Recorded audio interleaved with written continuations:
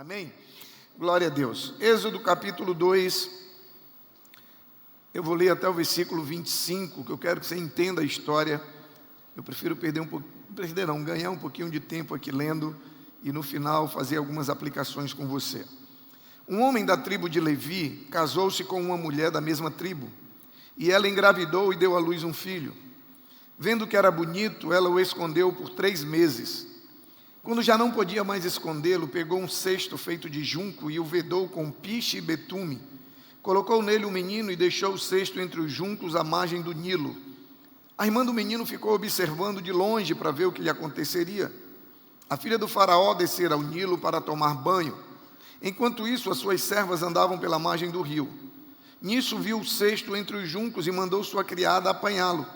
Ao abri-lo, viu um bebê chorando. Ficou com pena dele e disse: esse menino é dos hebreus. Então a irmã do menino aproximou-se e perguntou à filha de faraó: a senhora quer que eu vá chamar uma mulher dos hebreus para amamentar e criar o menino? Quero, respondeu ela. E a moça foi chamar a mãe do menino.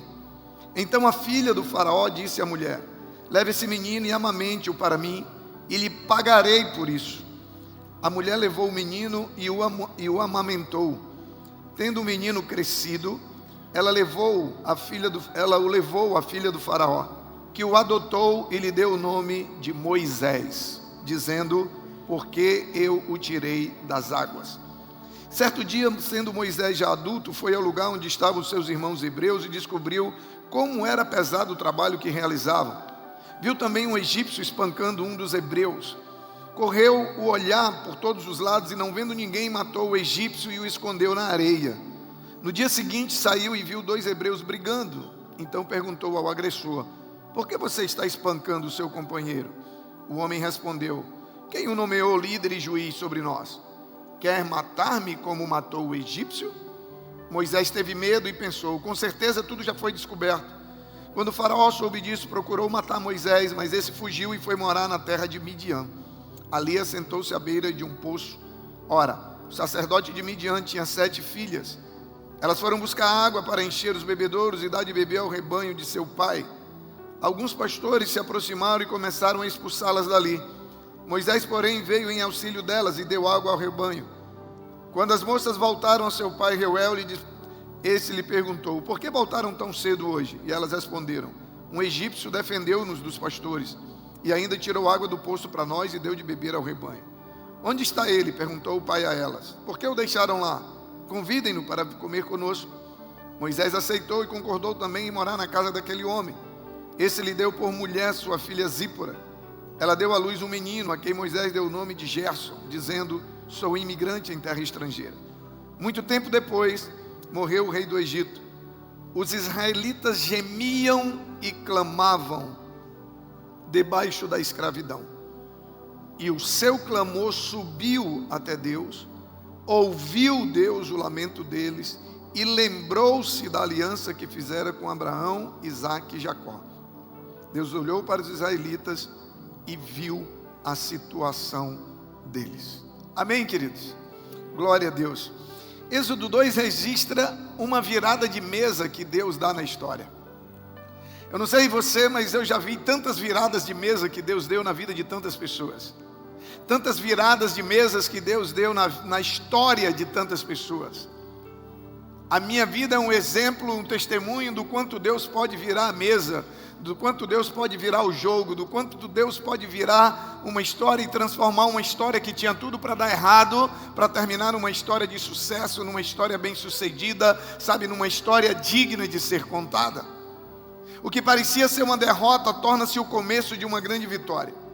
Moisés, que era para nem ter nascido, na verdade, porque nessa época havia um decreto que todo hebreu do sexo masculino que nascesse deveria ser morto, porque o povo hebreu estava se tornando muito numeroso no Egito, e Faraó ficou com medo de, se esse povo crescer muito, eles podem se rebelar. Eles eram escravos. Se os escravos se tornarem mais do que os nossos homens, eles podem se rebelar contra nós. Então, de hoje em diante, todo menino do sexo masculino que nascer, morre. Então Moisés não era nem para ter nascido. E aí, depois de nascido, Moisés era para ter morrido no Nilo. e ele nasce, é salvo e se torna o libertador dos hebreus. Por quê? Porque nenhum projeto de Deus pode ser frustrado.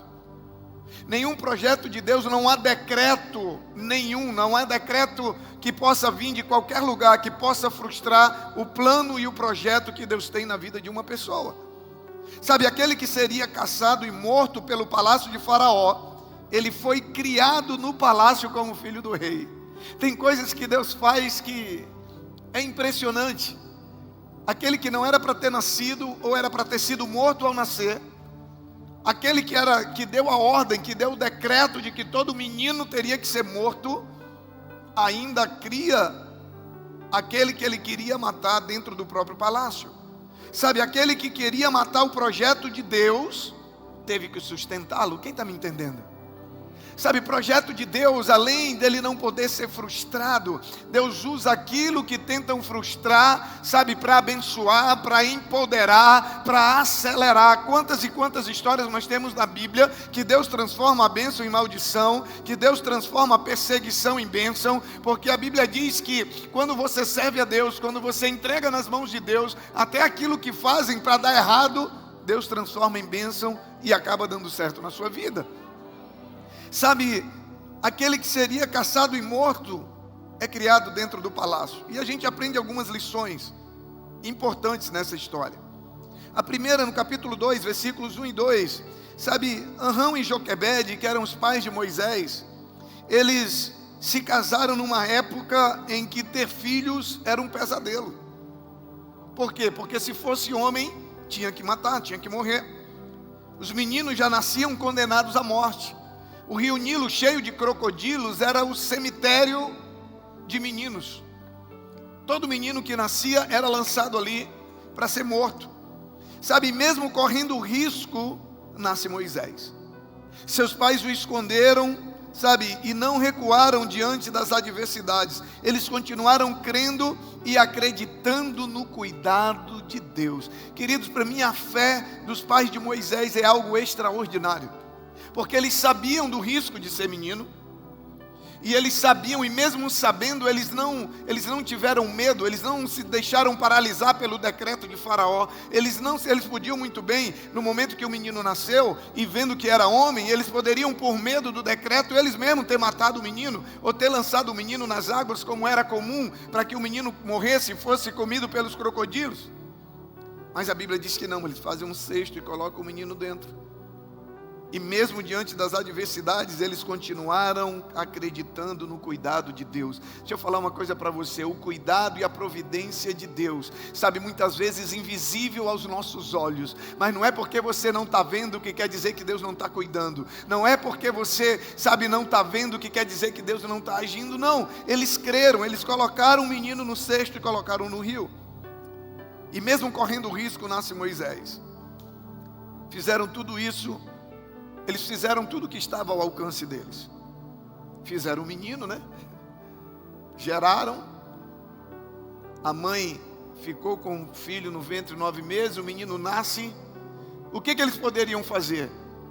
Eles fizeram o cesto, colocaram o menino dentro e colocaram no rio. E a irmã de Moisés, Miriam, ela vai e fica observando o que iria acontecer com o seu irmão.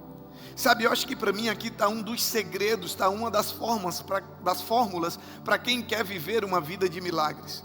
Sabe, faça tudo o que está ao seu alcance, e aquilo que não estiver ao seu alcance, entregue e descanse em Deus. O que eles podiam fazer, eles fizeram. Eles queriam ter um filho, eles fizeram. O filho nasceu, era homem. Eles não queriam matar. O que eles podiam fazer? Eles não podiam criar o filho, né, à luz do dia, porque senão ele era morto. E o que eles puderam fazer, eles fizeram o cesto, tamparam, colocaram o menino dentro, eles fizeram a parte deles, e a partir dali eles descansaram em Deus. Sabe, a fé genuína, ela nunca desiste. A fé genuína, a fé verdadeira, a fé equilibrada, ela entende que há uma parte que nós precisamos fazer, e quando nós fazemos a parte que nós precisamos fazer, Deus sempre vai fazer a parte dele. Deus nunca vai falhar em fazer a parte dele. Nos versículos 3 a 10, a gente encontra a narrativa que quis Deus, aquelas jesuicidências da vida, que exatamente a filha de Faraó estivesse no mesmo local no momento em que Joquebede coloca o menino no cesto e coloca o menino no rio e lança ele no rio. E a irmã dele fica observando e ela vê quando a filha do rei pega o cesto, e quando ela vê, ela abre o cesto, e o texto diz que ela se compadece da criança. E aí então, na mesma hora, a filha Miriam, a irmã de Moisés, muito inteligente, ela se apresenta para a filha do rei e pergunta para ela: você não quer que eu chame uma hebreia para cuidar? Porque era muito comum, as hebreias, elas serviam de mãe de leite, para poder amamentar os filhos das egípcias. Então era muito comum isso acontecer. E aí ela pergunta: você não quer que eu chame uma hebreia para poder cuidar do menino para você? Né? Que ela era a filha de Faraó. E ela diz: chame. E Miriam vai e chama quem? A mãe de Moisés. Aquele menino que era para ser morto vai ser sustentado dentro do palácio. Aquela mãe que era para ter um filho morto, agora ela vai amamentar o próprio filho, ela vai cuidar do próprio filho. E tem mais, a Bíblia diz que a filha de Faraó diz para ela: cuide desse menino, amamente ele para mim, e eu vou pagar você para você fazer isso. Ou seja, além de criar o seu filho, ela ainda ganhou, ela ainda foi remunerada para fazer aquilo que ela faria de graça. Ela foi remunerada para amamentar um filho que havia um decreto de morte sobre ele. Quem está me entendendo? Você consegue perceber o que Deus pode fazer, a reviravolta que Deus pode dar, a virada de mesa que Deus pode fazer numa situação? A própria mãe vai amamentar o filho e ser paga para isso. Agora, a gente percebe, eu não sei você, mas quando eu olho para todo esse enredo, eu identifico tantas situações em que eu já vi a providência de Deus na minha vida nos mínimos detalhes. Quando eu estava preparando essa mensagem, eu lembrava de coisas assim que eu digo: meu Deus, quantas vezes o Senhor já fez isso comigo? Quantas vezes da coisa certa acontecer no momento certo, da pessoa estar no momento certo, na hora certa, para poder as coisas se conectarem, para poder as coisas acontecerem e para poder o projeto do Senhor e o plano do Senhor se cumprir na minha vida. Querido, quantas experiências dessas eu já tive? Porque o cuidado e a providência de Deus com aqueles que entregam a sua vida, seus problemas, suas lutas, seus sonhos, seus desafios nas mãos dele, sabe, a providência e o cuidado dele são reais. Deus honrou a fé de Joquebede, que além de seu filho não morrer, foi criado por ela e ainda foi paga para criar o seu próprio filho. Sabe, ninguém frustra os planos de Deus. O cuidado e a providência de Deus na vida de quem confia nele, sabe, na vida de quem descansa dele, vão muito além daquilo que nós desejamos. Eu fui para São Paulo para esse evento, como eu falei para vocês, que era na segunda-feira. E aí um amigo pediu para eu pregar na quarta. Terça-feira eu estava livre. E aí eu entrei em contato com o pastor Rafa da Rio. Eu falei: cara, eu quero ir para aí, para me passar o dia com vocês, acompanhar todas as reuniões de vocês e ver como é que funciona a rotina e tal, para mim passar o dia aprendendo aí com vocês. Não, pastor, beleza, nossas reuniões começam 10 horas, pode vir para cá 10 horas, fica o dia com a gente, sem problema. E aí quando é 10 horas da noite ele me liga. Fala: cara, falei pro Cris que você vai estar aqui e tal, vai participar da reunião com a gente. E o Cris pediu para me falar com você, para você ministrar para os nossos líderes. Aí eu falei: não dá para tu falar amanhã de manhã não? Pelo menos para deixar eu dormir hoje à noite? Me fala de manhã, que pelo menos assim eu durmo. Gente, para não bastar a tensão, o alarme do hotel, o alarme de incêndio do hotel disparou 1h da manhã, daquele todo monte de gente descendo. A luz do meu quarto não acendeu mais, nem depois que o alarme, foi alarme falso, eu voltei para o quarto, a luz não ligava mais. Eu digo: eu não quero saber de luz, eu não vou dormir mesmo, né? Mas assim, sabe, coisas que vão além daquilo que você planeja. Agora, por que essa oportunidade apareceu? Porque eu estava lá. Eu podia ter escolhido a terça-feira livre, sabe, para ir para o shopping, para ir para qualquer outro lugar, mas não, eu escolhi estar num lugar que ia contribuir de alguma maneira para o crescimento do meu propósito, para o meu crescimento, e por eu decidir estar ali, a oportunidade apareceu. Quem está me entendendo? A provisão, a providência, o cuidado de Deus, sabe, na vida de quem decide viver, não só pelo propósito, mas para o propósito dele, é algo que vai além daquilo que nós desejamos e nós merecemos, e o nome disso não é outro a não ser graça, favor de Deus. Ter um filho que era para morrer, ser criado por ela ganhar para criar o próprio filho, ele ser criado no palácio de onde veio o decreto da morte. Não há outro nome a não ser favor de Deus e graça de Deus, que sempre é derramado sobre a vida daqueles que creem nele e confiam nele. Sabe, no versículo 11 a 22 a gente percebe uma precipitação de Moisés. Moisés já adulto, ele vê um egípcio agredindo um hebreu, e ele vai lá no sentido de tentar apartar, ele acaba matando o egípcio, e diz que ele enterra ele na areia. E aí no dia seguinte ele vê 2 hebreus brigando, que eram do seu próprio povo, e ele vai mais uma vez tentar conciliar, e um dos hebreus diz: vai me matar também, igual fez com o egípcio? E Moisés, com medo de ser descoberto, e realmente a Bíblia diz que quando o faraó descobre, busca matar Moisés, e ele foge para o deserto. Sabe, ele quis libertar o povo sozinho, na hora errada, da maneira errada, sabe, no tempo dele, do jeito dele e para a glória dele. Ele se precipitou, sabe, não se precipite, porque isso pode lhe custar mais tempo do que o necessário. Moisés talvez não precisasse ficar 40 anos no deserto se escondendo, mas ele tentou libertar o povo, que era a missão dele, ele nasceu para isso, mas no momento errado. E é exatamente o que a gente faz, sabe, é assim que a gente age quando a gente tenta resolver os nossos problemas sozinhos. A gente faz na hora errada, do jeito errado. Quando é para vender a gente compra, quando é para comprar a gente vende, sabe, a gente mete os pés pelas mãos. Por quê? Porque a gente não busca a direção de Deus, a gente não entrega na mão de Deus, a gente não deixa Deus decidir, a gente não deixa Deus conduzir, a gente quer fazer do nosso jeito. Mas aí o texto diz que um clamor muda tudo. Versículos 23 e 25 foram os 2 últimos que nós lemos. 23 a 25 diz: muito tempo depois, poderia não ter sido tanto tempo depois, muito tempo depois morreu o rei do Egito. Os israelitas gemiam e clamavam debaixo da escravidão. Eles estavam sofrendo,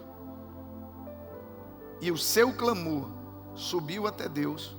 Ouviu Deus o lamento, lembrou-se da aliança. Deus olhou e Deus viu a situação deles. Diga comigo, diga: um clamor. Diga mais alto: um clamor muda tudo. Enquanto o povo estava sendo oprimido, açoitado, sobrecarregado de trabalho, a Bíblia diz que o povo clama. Agora preste bem atenção aqui comigo nessa sequência de fatos, que não estão nessa sequência por acaso. O texto diz que Deus ouviu o gemido do povo. Deus lembrou da aliança.